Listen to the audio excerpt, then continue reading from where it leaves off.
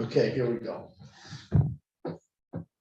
Ready? Ready. Ayutso etzo vesufa. Dabro dabro velayakum. Ayutso etzo vesufa. Dabro dabro velayakum. Imanu ken. Otzo etzo vesufa. Dabro dabro velayakum. Imanu ken. Ayutso etzo vesufa. Dabro dabro velayakum. Otzo etzo vesufa. Dabro dabro velayakum.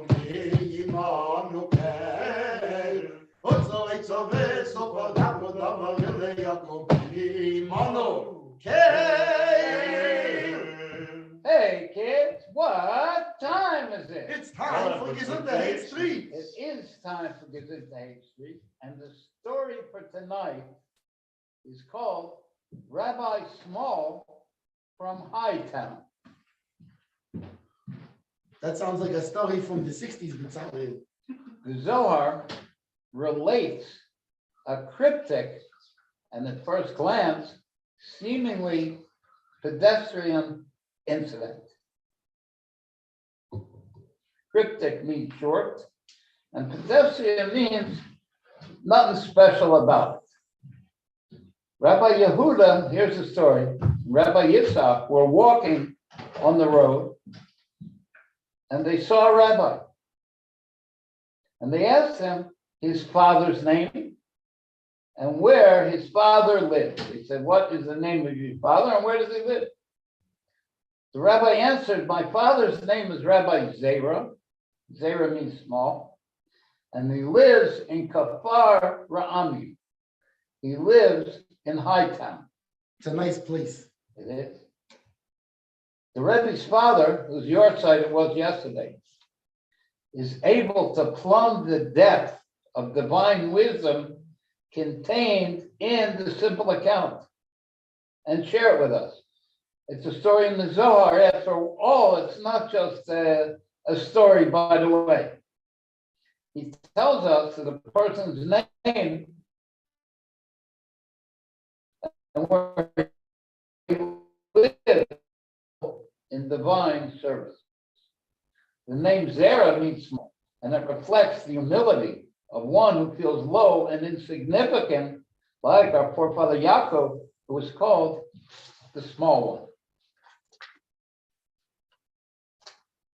Besides defining his own level, Rabbi Small's name and hometown symbolize a supernal level of godly emanation in the spirits of the world of Atzilus, and how that emanation relates and connects to the created worlds.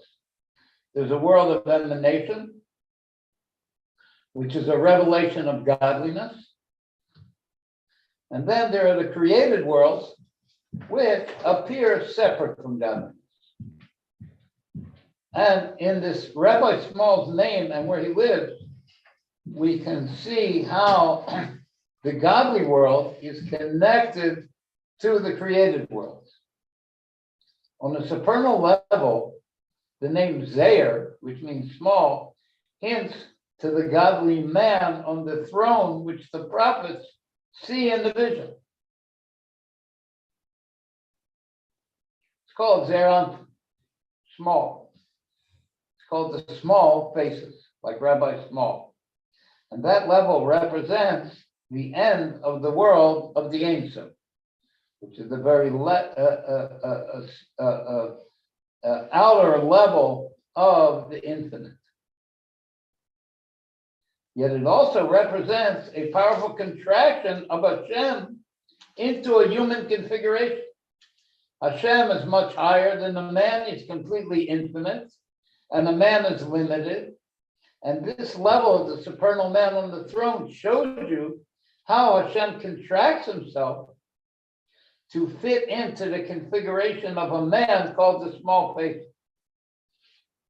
Even though Hashem has no physical form, his right hand symbolizes his attribute of kindness, and the left hand symbolizes the attribute of strength and holding back. And his intellect symbolizes the intellect, the brain of that man symbolizes the godly intellect. Now, together with his humility, Rabbi Small lived in a high village. And that's like Yaakov was served on high. Furthermore, this high town was a village, it was a town, not a city, which symbolically tells us that the place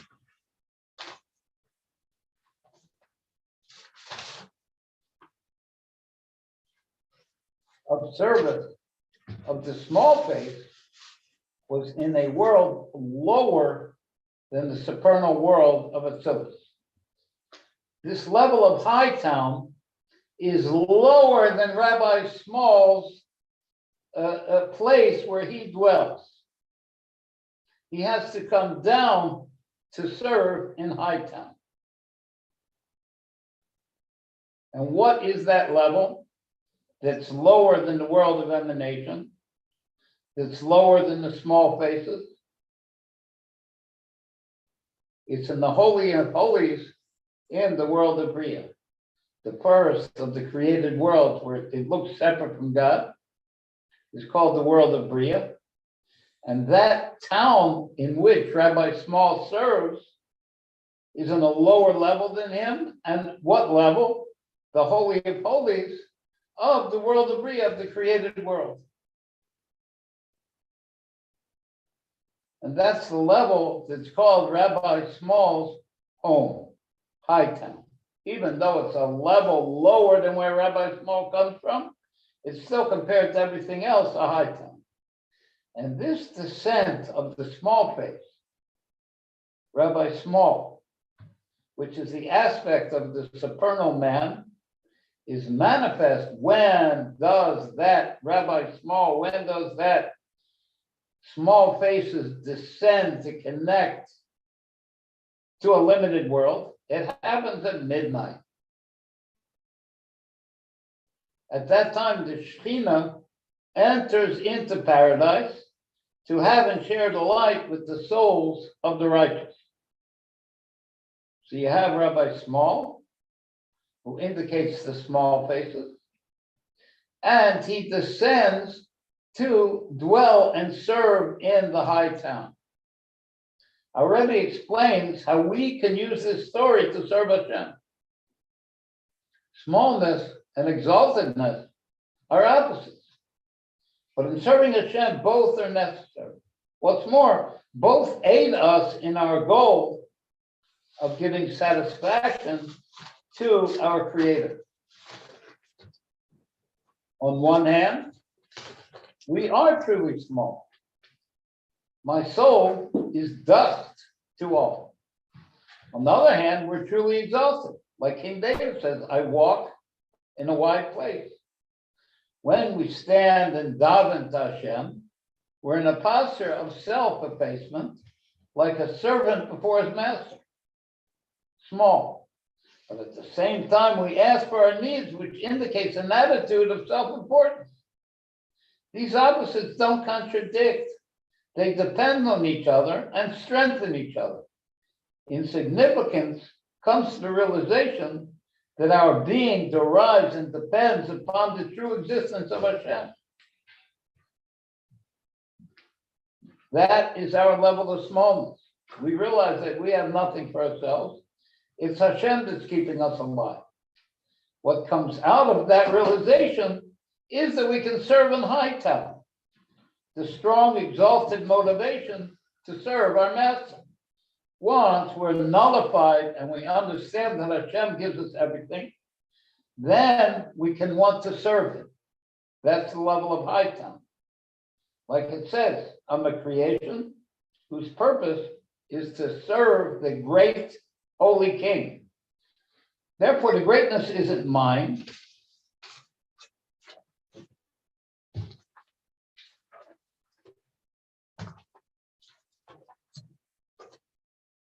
I've been designated to occupy this station by the King, the Holy One, blessed be He.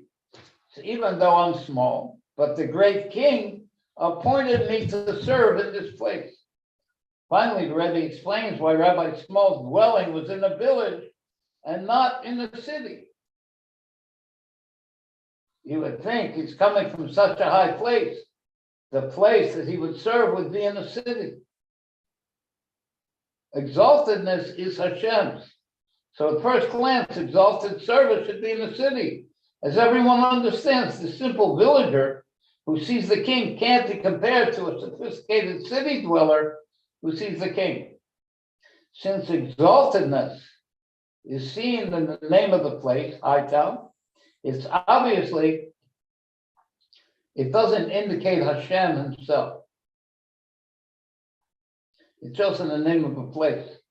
Rather, it refers to drawing down and revealing Hashem's exaltedness into the world. Nevertheless, there's something awesome in the fact that the exaltedness of the supernal divine king is revealed even in a village. Especially since our service of revealing Hashem in this pedestrian hamlet that we live in this physical world, we perfect and complete Hashem's original desire to have a home in the lowest world. Hashem's desire is not for his essence to dwell among the higher spiritual world where godly light shines, but he wants to dwell in our world, which is bereft of all revelation. There is no godly revelation here, and this is where Hashem wants to live.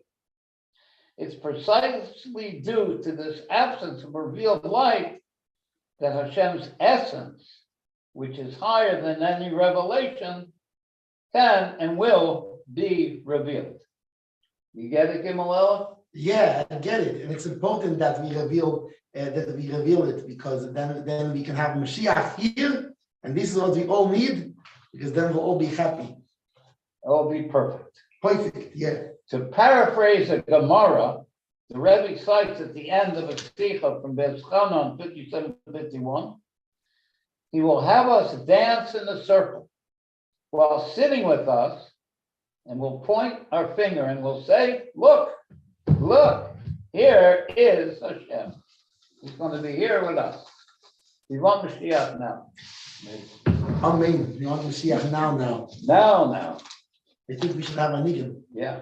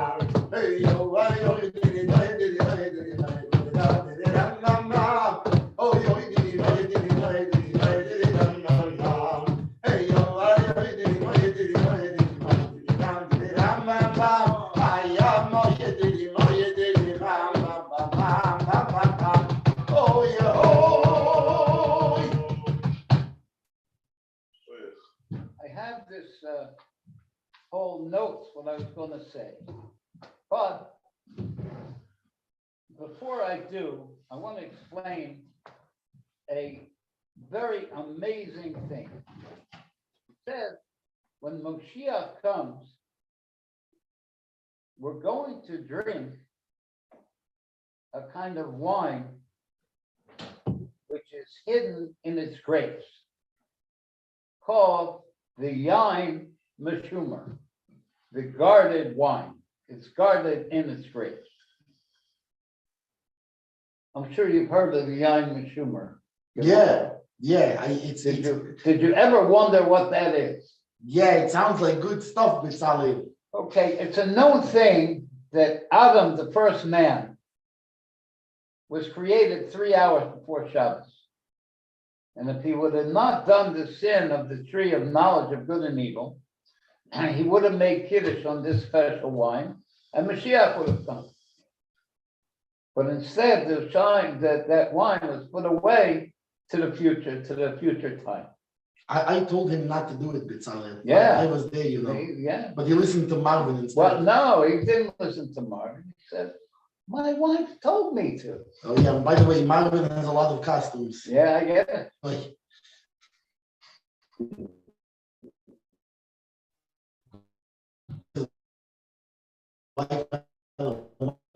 Anyway, and from the wine that she squeezed, those grapes, came down all the mixture of good and evil into the world.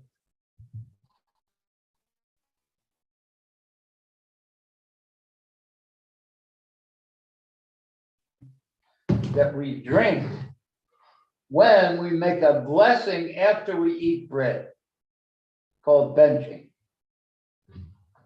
And there's a cup of wine, and the cup of wine is from a special blessing before we make the blessing for the bread that we ate, which is called a mezuzah. 3 guys get together and they make a special blessing before they bless on the bread that they ate. And what does that accomplish? First of all, to understand this blessing that we make on the bread that we ate, the reason for that blessing is because since good and bad are mixed up, and we want to have the strength from Hashem to be able to serve him through the good, separating that good from the bad. That is when we say the blessing on the bread, we're drawing down godly light into our particular needs so that we can serve Hashem with that godly light that we're drawing down through the blessing. Now, the godly light is infinite. And in order for that infinite godly light to come into individual needs, it first has to, the metaphor is a great and mighty river, and you can't channel water from that river into a cup. First, there needs to be a holding tank. And that holding tank is called a bricha. It's like a lake or a reservoir that holds the godly light. And that's what the mezuman accomplishes, that it channels off some of the water of that great raging river of the infinite light so that it can be contained.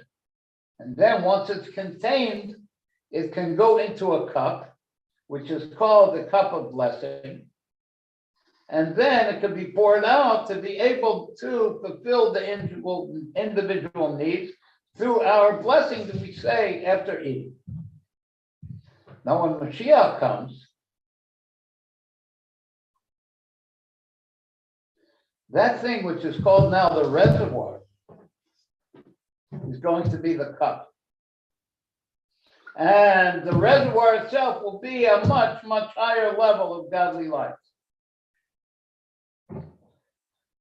And that's what it says, and this is an amazing story that not everybody knows, that when Mashiach comes, and Hashem is going to make a meal for the righteous, banquet called the Sudas Leviasim.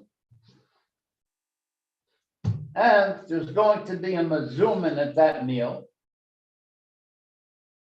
That blessing that draws down the light into the holding tank. And they're going to offer the cup to Avram Avinu. Were you there for this meal? Oh yeah, I was. It tasted very yummy. It's a thing that's going to happen. But Gimel Elav. I was there. I was there before and after. Yeah. So, and they're going to offer the cup to Abraham to make the blessing, our forefather Abraham, and he's going to say, no, he's not going to accept it. He's going to say, no, I can't make the blessing on this cup because I have a son, Yishmael. He was a little bit chaya, that one. So they're going to give it to Yitzhak. Yeah, with a donkey. Give it to Yitzhak to make the blessing. And he's going to say, I can't make the blessing because I had Esau. No, he was even more chaya. And they're going to give it to Yaakov to make the blessing, Jacob. And he's going to say, I can't make the blessing because I married two sisters. So they're going to offer it to David HaMelech, King David. He was a good boy. And he's going to say, I can make the blessing. Now, don't forget, this blessing, the cup, is the reservoir. So David HaMelech says in his Psalms, I will lift the cup of blessing. And that cup is overflowing, and the word in Hebrew for overflowing is raboya, and it adds up to 221. And it says that that cup will be 221 lugim, and me and Mr. Krieger figured it out, it's about 30 or 40 gallons. That cup is going to be 30 or 40. Imagine what giants these guys are going to be at that point. So we call that a decent serving. Yeah. So think to yourself, the kosher bracha, the Rebbe, when he's able to pour out for everybody, what do you think? Is it just a bottle that he gets that from? No, it's a whole big thing. Now, that thing, the way that we just described it, is in a very general way of how the blessing comes down. That bricha, the big reservoir, is the level of bina or the level of keser, depending how you look at it, the godly crown.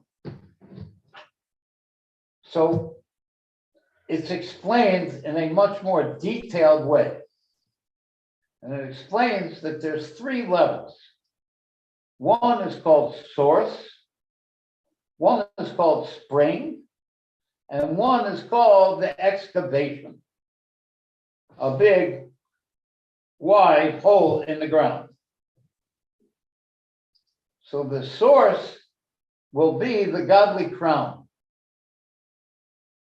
from which the water, the godly light, will flow out. And how will it flow out? Through the spring.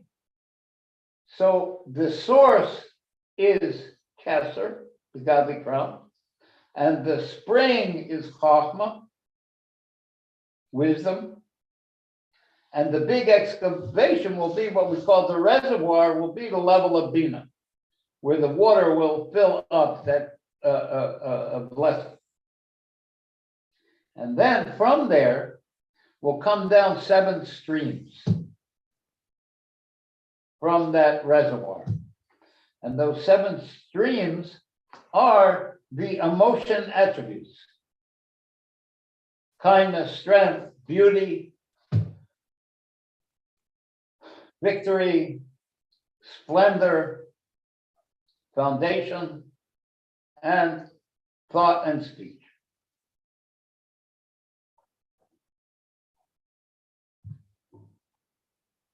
And we can see those 7 streams in the blessing that we make on the bread.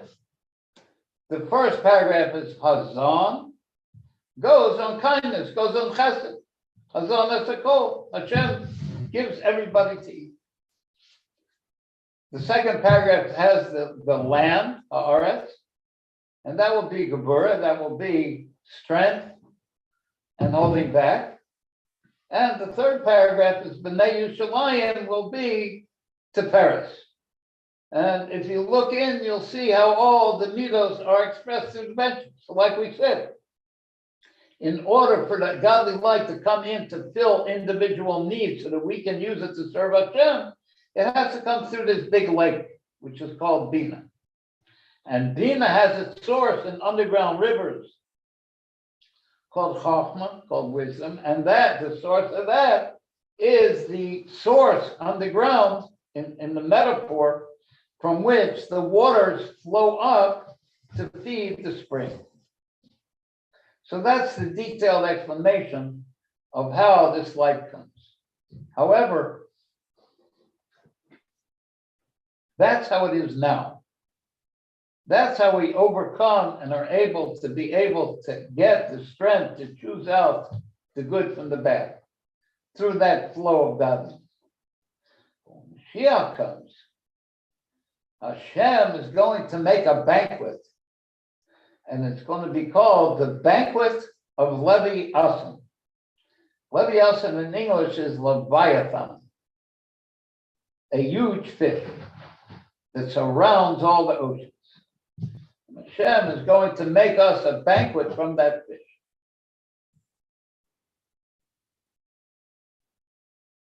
So, what the heck is that fish?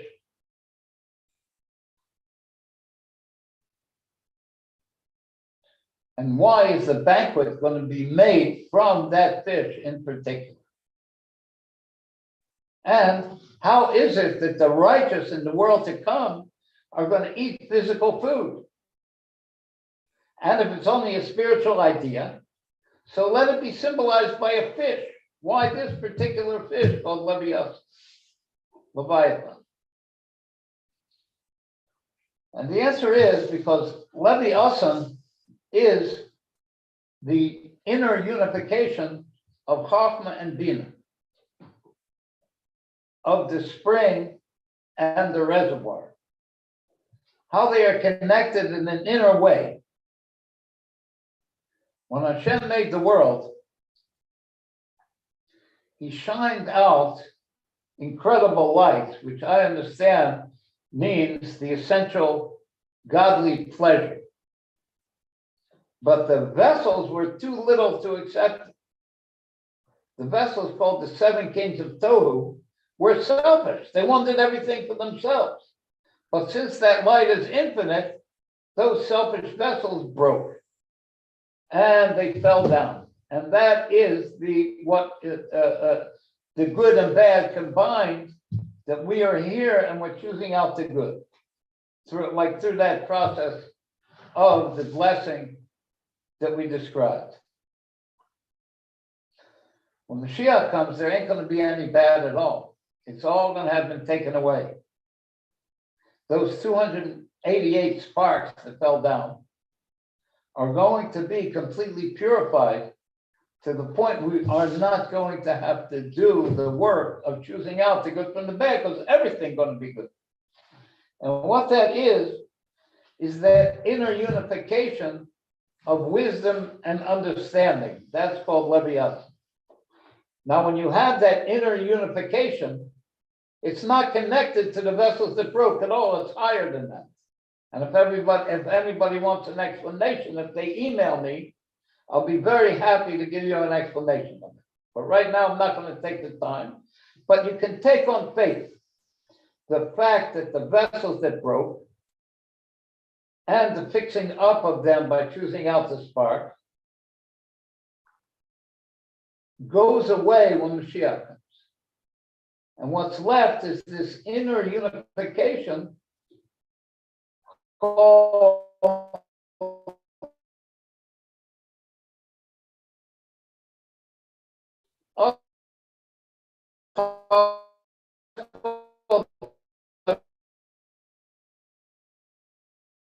are receiving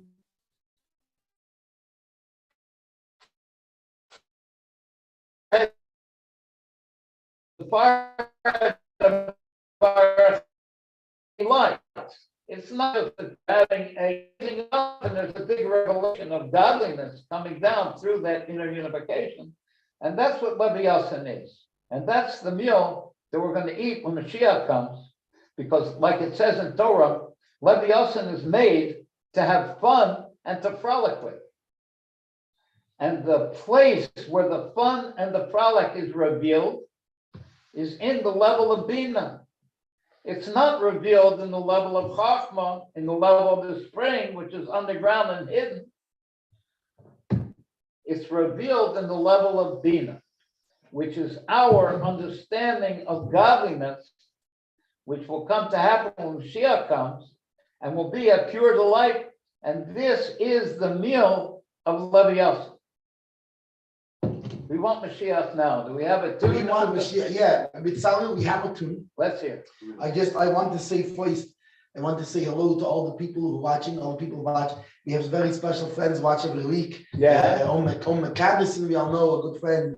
Eva Osterberg, and Carlos Sanchez, and Angelica, and Yeshua Harris, and Leib, all our good friends out there. And Mordechai Yehudi. Yeah, Mordechai Yehudi, all the people from all around the world who come to talk about Hashem and talk about how the Hashem, the one true God who gave the land of Israel to the Jewish people. And it's good to see you all.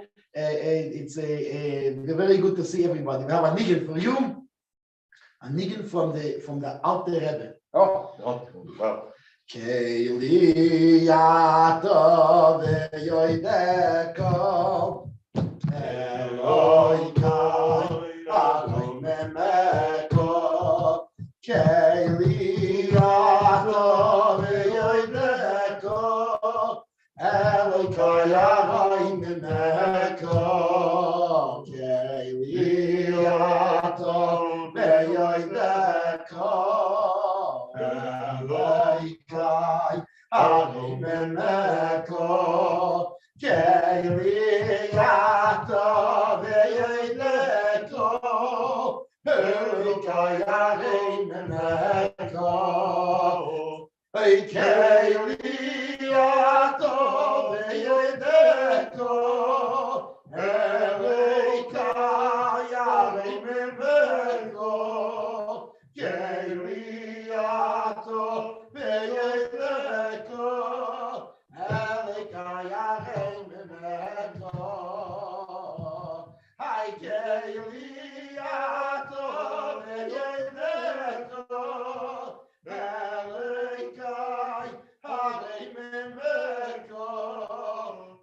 Keili Yato Ve'yedeko, Elikayarei Memeko.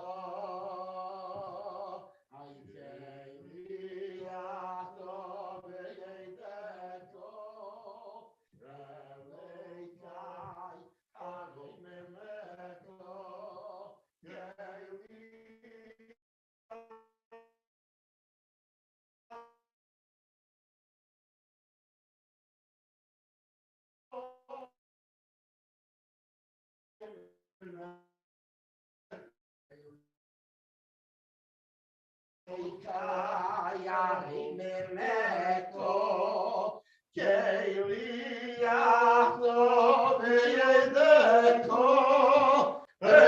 Kayari memeko, Keili yato ve'yedeko,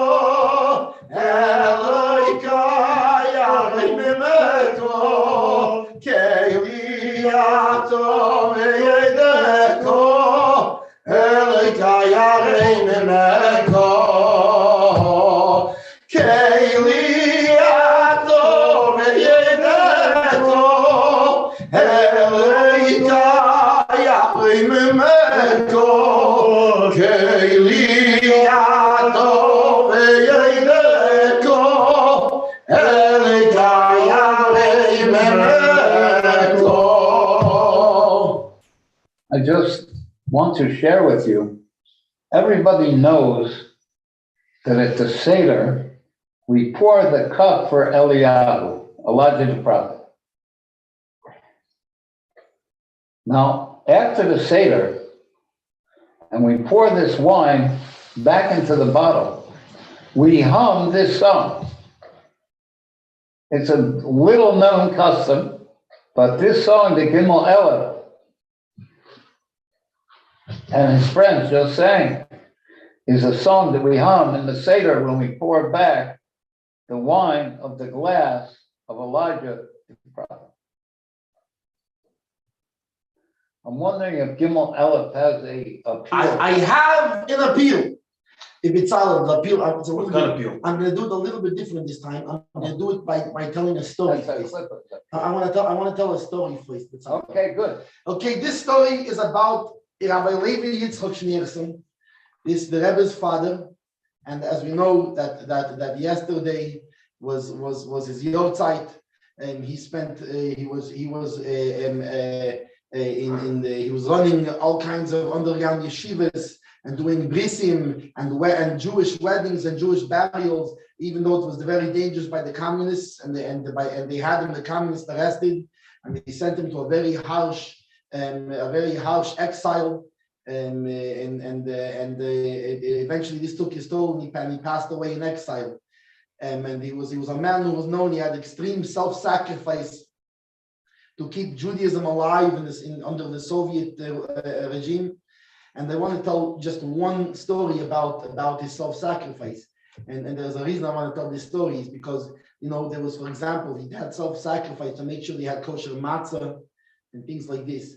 But there was one time there was a census. It was a census by the government, the Russian government. And in this census, one of the questions they asked people was, do you believe in God? This was a question. And of course, everybody knew what you're supposed to answer is no. And it was pretty stupid. In fact, many people wondered why it was even on the questionnaire, being that even anybody that believed in God, nobody would be stupid enough to answer this in a census to the Soviet government.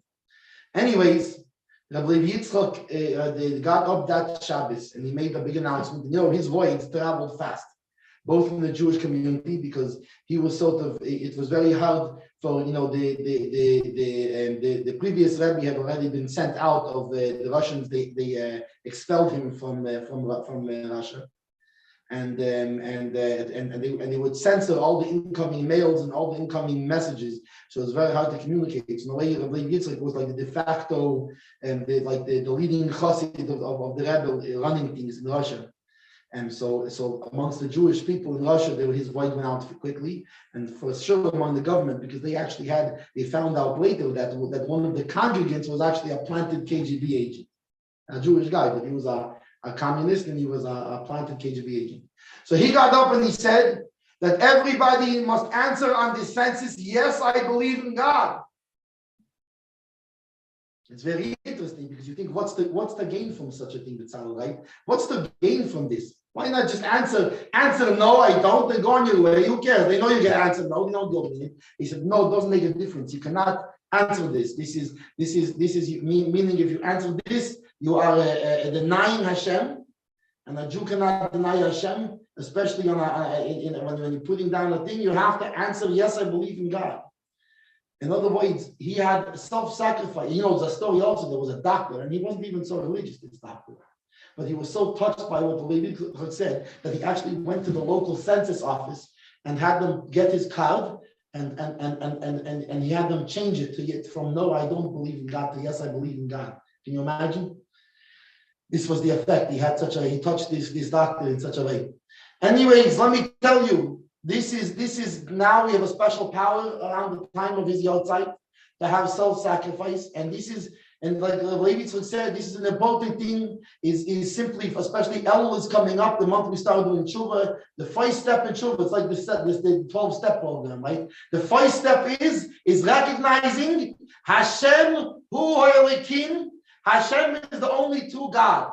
So I want everybody over there out there, say this with me 3 times. Hashem is the only true God. He gave the land of Israel to the Jewish people. Again, Hashem is the only true God. He gave the land of Israel to the Jewish people. One more time. Hashem is the only true God. He gave the land of Israel to the Jewish people. That's my appeal to you, Chavre.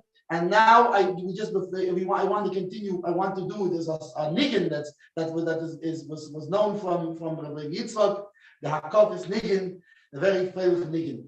Ay ay ay ay ay